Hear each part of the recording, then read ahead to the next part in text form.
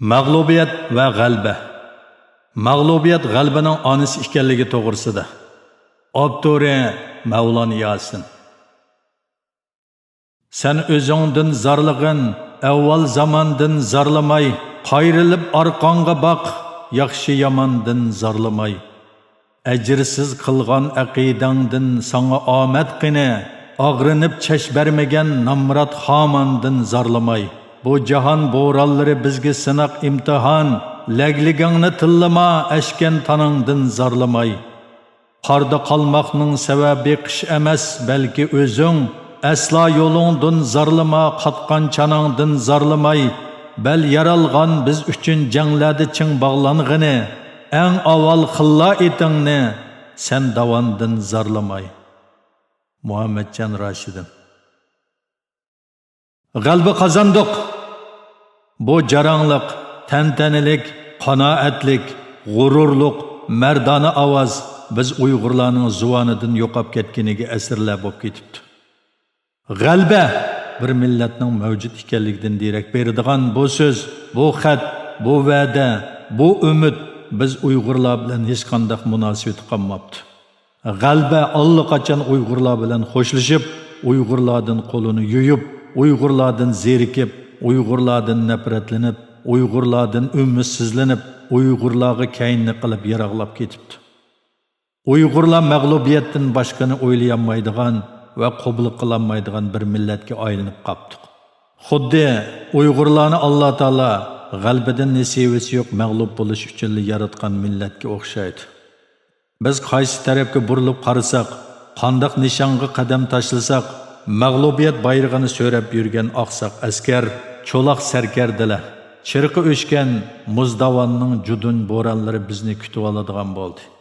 Mag'lubiyatning eng ro'shan aniqlamasi Uyg'ur degan so'z bilan ifodalangan bo'lib ketdi. Uyg'ur bilan Xitoydan iborat bu ikki millat yaqinqi 200 yillik to'qinishida Uyg'urlar alamdimi, qalamdimi butunlay mag'lub bo'lib, bir qaqshatqush zarbiga ulab, yana bir ajallik zarba yeb keldi. To'li zarbining dardida qaymoqib ketgan, gangrab qolgan, ishonchisini yo'qotib qo'ygan, zuvoni tutilib ovozi chiqmas bo'lib qolgan, o'zining vijdoni va qalbiga xilof so'zlash, ish qilish normal odatga aylangan bu Uyg'ur millati o'zini qo'g'dashdanmi voz kechib, o'zining kimligini bayon qilishdanmi xoli bo'lib, istiqbolini butunlay taqdirga topshirib, eg'irmas bo'lgan bankashdek daldangishib qadam tashlab keldi. İçidən və sırtıdan toxtumay sancılğan piçaqlardan saxtini qanmıgan bu Uyg'ur millati o'zining taqdiridan so'z etishqimi xo'shaqmaydigan bo'lib qoldi. Uyg'urlar taqdiri to'g'riliq chiqqan ovozdan o'rkib, o'zini neri olib qochadigan bo'lib qoldi. Nurg'un Uyg'urlar vatan va millatga munosabatli ovozni anglab qolsa yoki izderikini ko'rib qolsa, bir ezitquga uchrab qolgandek oyat kursini o'qib, ikki mirsiga sukishlab qochadigan bo'lib qoldi.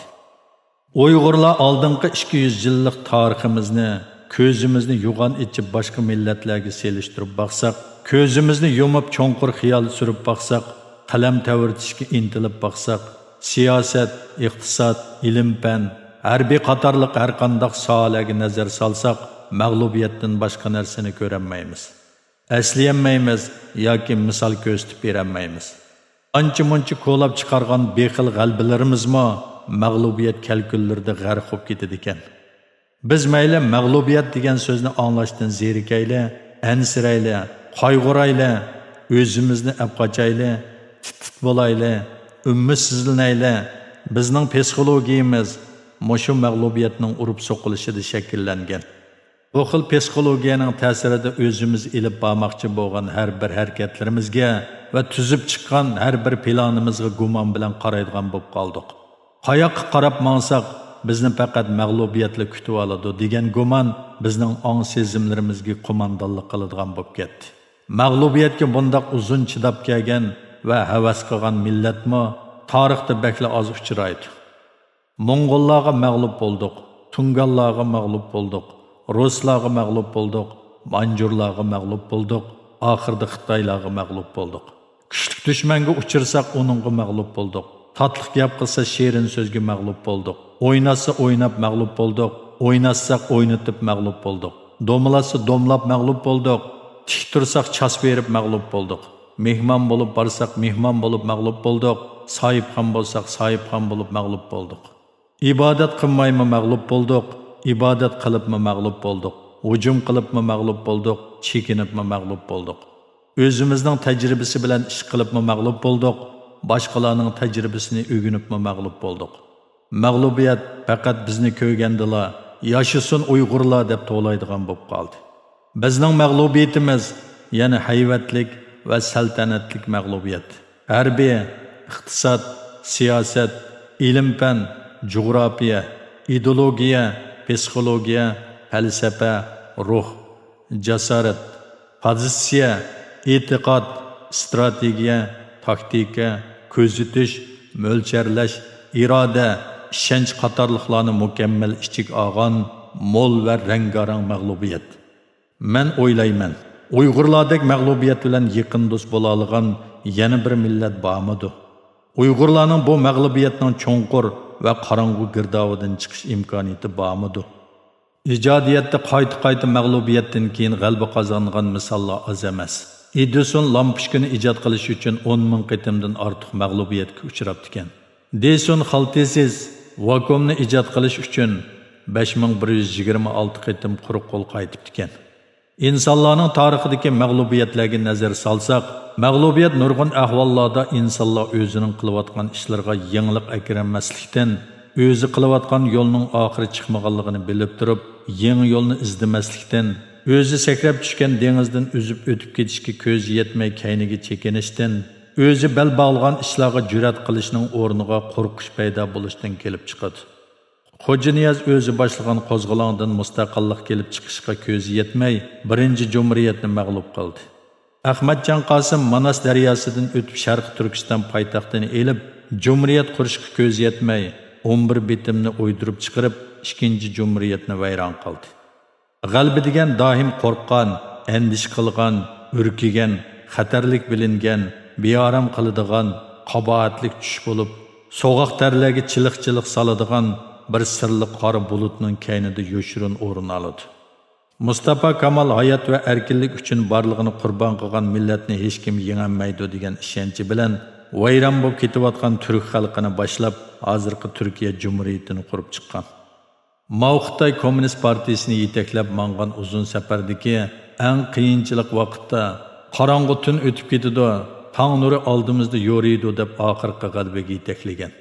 Winston Churchill muvaffaqiyatning oxiri bo'lmaydi, mag'lubiyatning ajalligi bo'lmaydi, to'xtamay olg'a besish haqiqiy jasorat bo'lib hisoblanadi degan ishonchi bilan umidsizlanib ro'yi tushgan Angliya xalqini ilhomlantirib, Germanlarni mag'lub qilib, oxirgi g'alabani qo'lga keltirgan. Ikkinchi jumhuriyatga illiq quyosh nuri chechilgan dog'dam yo'l oldida ko'rinib tursa-mo, bu quyoshdan keyin keladigan qora bulutdan qo'rqib, ikkinchi jumhuriyatni vayron qildi. Mag'lubiyat va g'alaba bu ikki qo'shmoqqa faylasuflar mag'lubiyat g'albaning onasi degan hikmatli jumla bilan aniqlama beradi. Lekin bu jumlaning ichida yoshirin bu ikki omil esimizdan chiqib ketmasligi kerak. Birinchi, mag'lubiyatni toniya olgan va uningdan savoq ibrat ola olgan odamlar yoki millatlar uchun mag'lubiyat g'albaning onasi bo'la oladi. Mag'lubiyatni onam deb tonimagan yoki tonishdan o'zini apqashgan insonlarga mag'lubiyat qanday g'albaning onasi bo'lib quchoq ocha oladi? Buning aniq misoli Uyg'urlarga. Mag'lubiyat qachon Uyg'urlarning onasi bo'lib quchoq ochib g'albaga yetkazilgan?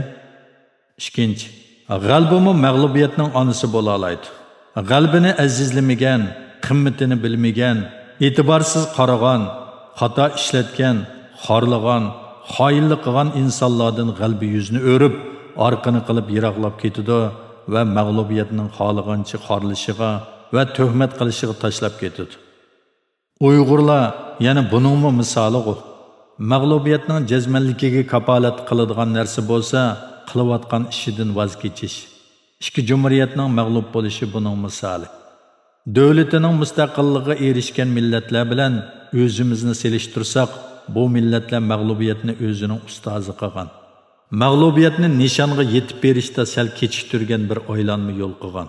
Biz bo'lsak mag'lubiyatni o'zimizning ishonchisini dafn qiladigan xalta ko'chaga aylantirib olgan.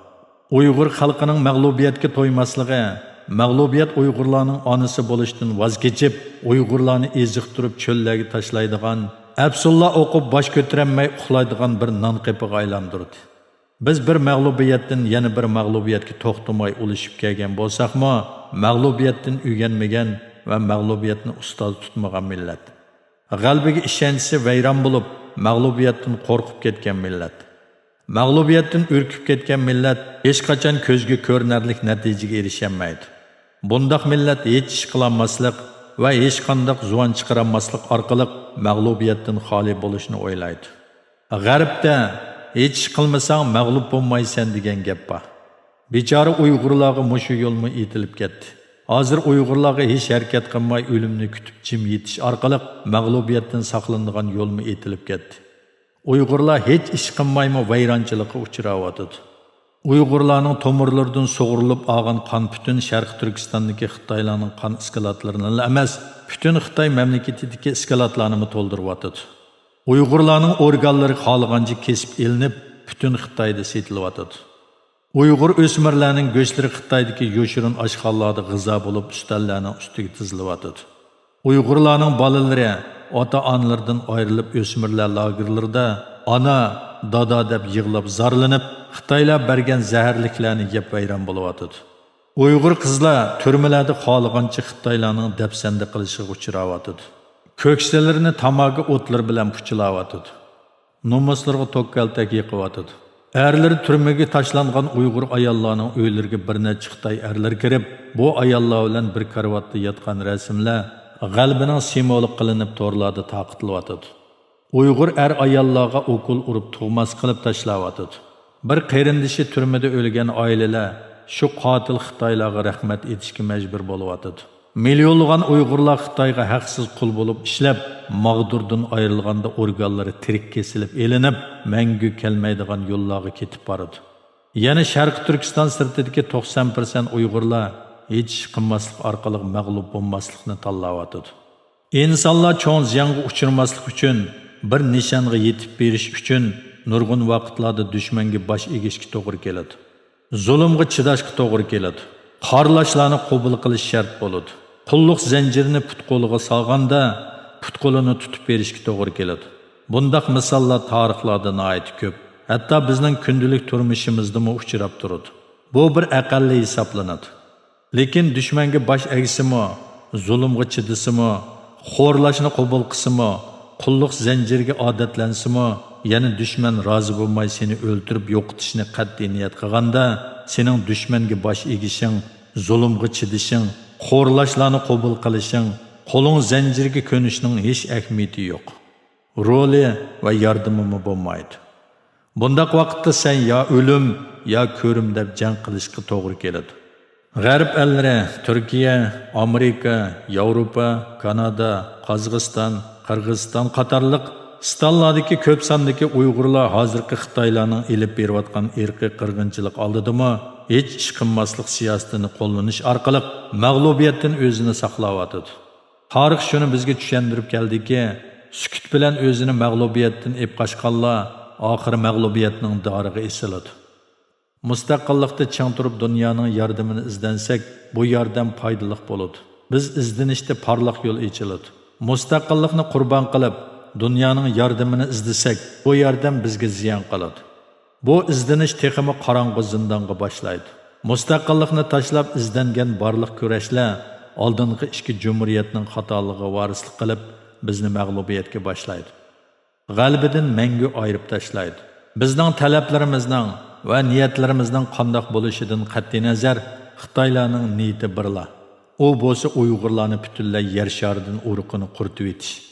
Mayli biz kurash qilayli yoki sukutda yashayli, mayli biz Xitoy tajovuzchilariga qarshi mustaqillik harakat qilayli yoki o'z taqdirini o'zi belgilash, bayrog'ini egiz ko'tarib, Sharq Turkistonning jo'grafiyasining Xitoyga tava ekanligini qabul qilgan holatda zulmga qarshi faoliyat olib borayli, Xitoylar bizga o'limdan boshqani tanlashimizga yo'l qo'ymaydi.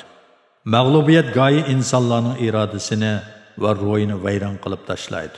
Go'yi insonlarda qalbiga bir qadam yaqinlashgan tuyg'usini paydo qiladi.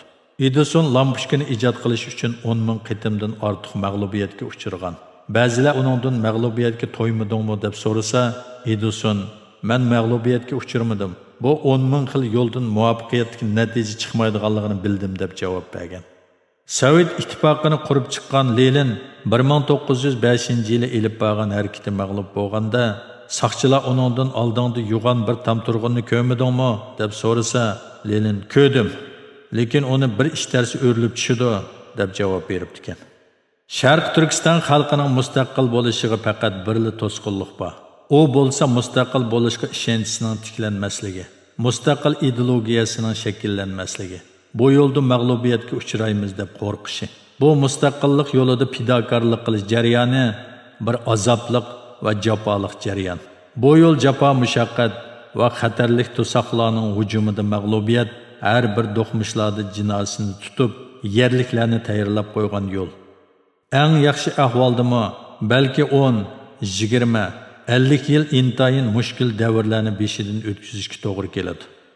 Lekin bu fidokorlikdan voz kechish, bu irodani sundirish, bu halokat girdovidan qo'rqish, bu cho'nqur azob uqubat va qattiq jabr zulmni mangulik qiladi. Mag'lubiyatni mangulik hamroh qilib, g'albini yatlashtirib o'tadi. G'alba degan mag'lubiyat ulangan yo'lda har qancha daldansimi, har qancha pulansimi, qizg'inligini yo'qotmagan odamga va millatga tava. Napoleon shunday degan: "Yengilishdan qo'rqqan odam cho'qim mag'lub bo'ladi. Mening mag'lubiyatlarim meni cheksiz egizlikka ko'targan." Dunyoga tonilgan kino cho'lpini va Amerika Kaliforniya shtati gubernatori bo'lgan Arnold Schwarzenegger g'alba bilan taslim munosabatini mundaq tasvirlab, kuch-quvvat g'albadan kelmaydi. Sen kurash qilish orqali kuch-quvvatni yetildirsan, jafo mushaqqatni besib o'tishga va qat'iy taslim bo'lmaslikka qaror qilgan vaqtingda sen kuch-quvvatga erishsan degan. Bu ikki mashhur kishining bundaq deyishining asosi bor. Chunki irodalik inson uchun har bir mag'lubiyat bir ulug' aslima. Olg'a besib tashlagan ikki butining madoriga qaytilgan energiya va aqlini to'ldiradigan zehn ma'lumot bor. Taslim bo'lishda, keraksiz bo'lishdan boshqa hech qanday narsa yo'q.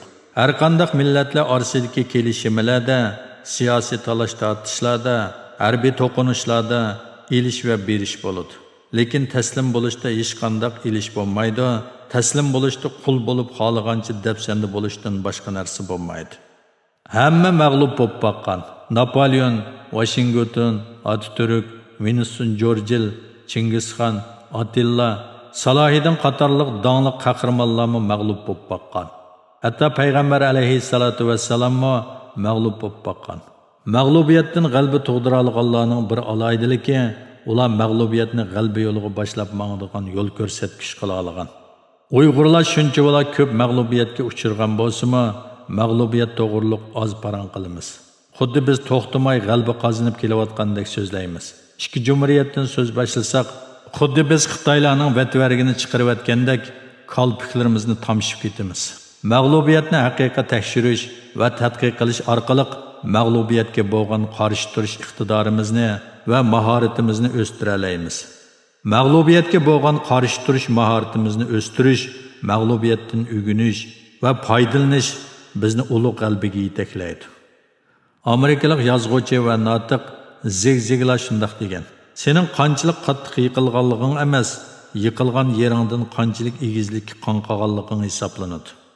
İnsanlar hayotiga qarab baqsaq, mag'lubiyatdan, azob oqibatdan yoki o'limdan qo'rqmay, vaziyatga aql bilan hukm chiqargan va hukmni amallashtirish uchun barliq cheklamalarni ikki yoqqa ishtirib, eng yiroqqa qadam tashlagan yoki tog'ning cho'qqisiga yomishib chiqqan insonlarning hayoti eng qimmatli bo'lib yeziladi ekan va o'lmaydi ekan. Ularning ijobiy yoki salbiy bo'lishidan qat'iy nazar, biz mag'lubiyatga uchirganda hayotimizdagi yangi mazmunlarni bayqay olamiz. Avlodma-avlod davomlashib kelayotgan yuqumli kasallarni yo'qotishning yo'lini izlaymiz. Lekin Uyg'urlarda qayta duch kelgan mag'lubiyatdan paydo bo'lgan yurak og'riqi bizni mag'lubiyatga quchoq etishdan qo'rqadigan qilyapti. Biz bu qo'rqishdan o'zimizni ozod qilishimiz kerak. Biz mag'lubiyatga to'g'ri qarasak, mag'lubiyat bizning qalbiga mangdigan yangi yo'lni ko'rsatib beradi. Qimar o'ynab boqmagan kishilar bir qatim o'tirib qo'ysa, chiroyida qon qonmaydi. kasbiy qimorvozlar uttirib qo'ysa qimorni davomlashtiraverdi. Oyat degan ma'lum nuqtadan qaraganda bir qimorga o'xshaydi. Xuddi Muhammadjon Roshidin yozgandek, go'yo otgan o'shiqdek siyo tushib, chuv tushib, o'ylab ko'rsang bir tavka qimor ekan bu dunyo. Tutquchilar mag'lub bo'lishdan qo'rqmaydi. Yengilg'uvchilar mag'lub bo'lishdan qo'rqadi. İnsanlar tarixiga qarab baqsaq, mag'lubiyatdan qo'rqmagan odamlar g'alaba qiladi ekan. Mag'lubiyatdan qo'rqqan odamlar yengilguchi bo'lib oyoqlashadi ekan. Mag'lubiyat g'albaning onasi degan so'zning ma'nosi mushuningdan iborat. Chunki har bir mag'lubiyat, har bir kelishmaslik, har bir bosh qitinchiligi, har bir ko'ngil og'riqi, har bir tortish doim bir g'albaning urqini chachadi. Farqi go'yla mag'lubiyatni ana qila oladi, go'yla qila olmaydi. Faqat mag'lubiyatga ruxsat qilgan odamlarga g'alba darvozasini ochib salom berib qarshi oladi. Oldingi 200 yilda boshqa millatlar ilm-fanda o'zini to'liqlab, qudratli armiya tashkillab, siyosiy dunyo ko'z qarshida islohot elib berib, millatini bir xil jasoratli ruh bilan qurollantirib, millatiga bo'lgan fidokorligini muqaddas majburiyat qilib, vatanim deydigan tuproqqa erishdi. Chunki bundaq millatlarga g'alba quchoq ochadi. Uyg'urlar kavobchilik, do'g'abchilik, to'ptam so'qish, o'kizar vaydash, ikki non topsa birini dabchilib usul o'ynash, o'zlarini g'ulchilik, otishlik, turpallik, oqsuliq, kuchalik, qashqaliq deb yurtlarga ayirib, dunyo shallagan barliq qaloq ideyalarni singdirib, millat degan tushunchaga niyat qilolmay, o'zining kichkina o'yla aromini vatani qilib, samoga usul o'ynasa, olamga podshoh bo'lgandek his qilib, akang kimni olsa, yangang shu deb o'ynashmang arbob bilan, joylaydi harbob bilan degan sapsataga ching esilib, meni chaqmagan yilon 1000 yil yashasin deb sukut turishni g'alba hisoblab, o'g'illarining ismini Mo'minjon qo'yib, kim kelib men sening xo'ja akang desa shuningga bosh qo'yadigan ma'quljon bo'lib keldi. Viloyat va shaharlardagi minglagan, 10 minglagan Uyg'urlar yot millatlarning 100 savodsiz lashkar 50 tal eski miltig'i bilan hukm surib ezishiga ma'qul bo'lib, rozi bo'lib, qo'lini ko'ksiga qo'yib, chanayman desa bo'ynini tutib berib, otiman desa yuragini tutib berib, yotadigan yerligini qo'lab keldi. Buni oz degandek kim assa, kim o'ltirsa, shularga rahmat aytib, nag'ma navo qilib keldi. Bu millatga faqatla qulluq va mag'lubiyat mansub. Xuddi Muhammadjon Roshidin yozgandek. Birovga qul, birovga pul, birovda o'timiz juljul. Buni o'ylarga dono yo'q, birovga erkilab keldik. Ulug' odat bo'lib, bizga taom taqdirga tiz pukmak, tayoqda qo'limiz sunsa, yana pul mol to'lab keldik. Durud afsun desa, anglab taomni untudiq ushvaq, nijot izlab mazarlardan qiyondek go'kirab keldik. Qini topgan javohirlar shu yenglish shuncha ixlosdan moral chatqalda qolgandek talay yillar tenab keldik. Biz Uyg'urlar qancha qitim biz g'alaba qozondik, yuksak nishonga yetdik. Uyg'ur xalqi bugundan tortib o'rnidan tik turdi. Bu yurak do'lqinlari mavji urib chiqadigan jarangliq ovoz. Zuvanimizdan chiqay deganda, uni o'zimizning pichig'i bilan yuragimizni tilgandek o'kinadigan jimjitlikka aylantirdik. Biz Uyg'urlar qancha qitim yuragimiz so'qib, ko'nglimiz talpinadigan tantanalik shodlikka cho'madigan vaqtda, uni o'zimizning yenglisi bilan yuragimizga sanjib, noli faryodga aylantirdik. Biz Uyg'urlar qancha qitim ushqundan yong'in chiqarib, cho'ng yaxshi vaziyatni yoritib, xalq qilgan ishlardan rozi bo'lib orzusiga yetay deganda, sabab ko'rsatib, ilgari mengayotgan ishlarni rad qilib, yo'q yerdan putoq chiqarib, xalqni azob oqibatga qo'ydik. Biz Uyg'urlar qancha qitim 1933-yil 11-oyning 12-kuni ochilgan yig'in va bu yig'inda tiklangan oy yulduzliq ko'k bayroqqa varislik qilish uchun qinimizni daryo kabi oqqizib, botir qiz o'g'illarimizning so'ngaklarini tog'dek dovlab, yiqilgan yerdan o'milab qo'pib, yarlangan tanlarimizni tengib, badallarimizdagi qonlarni tozalab, o'lganlarning namozini tushirib, jasadini ko'mib, yiqilganlarning qo'lidagi oy yulduzliq ko'k bayroqni elib va egiz ko'tirib, bir-birimizni yo'lab, oldimizga 2 qadam ilgarilab, kaynimizga bir chamdam chekinib, daldangshib putlashib olg'a mengib, nishonga yetay deganda, yetakchilarimizning langtasmiligi, va'daga vafo qilmasligi, qip-qizil yolg'onchilik qilishi, xalqqa osiylik qilish, xalqni maymundek o'ynatib ahmoq qilish bilan qora zindonga tushib ketdik. Biz Uyg'urlar qancha qatim botir qiz o'g'illarimizning g'ururiga, mardona ovoziga, to'lib toshgan qizg'inligiga, jo'sh urib turgan mardligiga, botir va qaysarligiga, dodil va jasurligiga xiyonat qilib, rahbarlarni nomuvofiq tanlab, ot aylaxon bo'lsa, yo'lni Sarixonga to'g'rilab, tetiksiz va mazzi yo'q sapsatalarni setib, xalqni til bilan tasvirlab bo'lolmaydigan dard alamga, cho'nqur azob oqibatlarga selavatdiq. Uyg'ur xalqi Uyg'ur siyosatchilaridan, Uyg'ur ma'rif yetakchilaridan, Uyg'ur diniy arboblardan va Uyg'ur ziyolilaridan shunchalik to'ydi. Zerikdi, saskandi, umidsizlandi. Shundoqla bezor bo'ldi. Chunki har bir hayvatlik harakatdan keyin Uyg'urlarning beshi teximi egildi. Jallodning qilichi Uyg'urlarning geliga teximi patdi. Uyg'urlarning vatanni ozod qilish yo'li teximi tarlashdi. Teximi mushkil xatarga aylandi. Uyg'urlarning qini teximi bulduqlab oqdi. Uyg'urlar yo'qotmoqchi bo'lgan balaning ustiga qazo keldi. Bu bo'lsa hozirgi davrda vatan ichidagi emas, vatan sirtidagi Uyg'urlarning vatanda bo'layotgan ishlarga sezimini yo'qotishi, har qanday tashkilotlarning chaqirig'iga beparvolik qilishi, Uyg'urlar siyosatchilariga, diniy zotlarga qattiq norozi bo'lishi, ishonchisi bo'lmasligi, vatan davosining oxiriga ko'z yetmasligi va bu davo faqat bir turkum nomussiz, manfaatparastlarning sodisi deb tushunishining asosiy sababi. Uyg'ur xalqi hozir bo'ldi, undaq gaplarni dema, chaqiriqlarni yo'llama, pul so'rama, meni zamonga beqib yashashga yo'l qo'y. Biz undaq notiq, muhojirat va chaqiriq da'volarni to'la anglagan deydigan bo'ldi. Bulbulni bog'lardan qo'g'laganmi biz? Quzg'unni bog'larga boshlaganmi biz? Vuqishni basbasda maqtab uchirib, anqoni qapazga tashlaganmi biz? Burkutning peyini qirqaganmi biz? Öpöpni lachin deb maqtaganmi biz? Tulkiga to'xoni ko'rsatib, bo'rini qo'tonga boshlaganmi biz? Nap uchun vijdonni, g'ururni setib, cheritib pak ruhni bulg'aganmi biz? Ozg'ina napni deb shayton chalsa dab, baslashib usulni o'ynaganmi biz? Uyg'ur xalq she'rlari. O'ylab baqayli, bu millatga qandoq qilganda g'albi quchoq ocha oladi? Uyg'urlar faqat mag'lubiyat uchun yaralgan millatmi? Yo'q. Biz uchunmi tong otadi inshaalloh. Amerika, Los Angeles.